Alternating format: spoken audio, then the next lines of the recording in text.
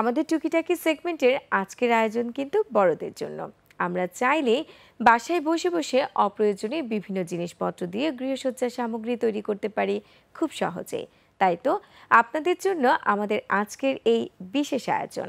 হ্যাঁ দর্শক, আজ আমরা শিখব কিভাবে কাগজ দিয়ে ফুল তৈরি করা যায়। আর এই কাগজের ফুল তৈরি করতে প্রয়োজনীয় উপকরণগুলো হলো যে কোনো রঙের কাগজ, যেমন লাল, নীল, সাদা, হলুদ ইত্যাদি, এবং কাঁচি। প্রিয় দর্শক, চলুন এবারে দেখে আসি কাগজ দিয়ে ফুল তৈরির একটি ভিডিও ক্লিপ।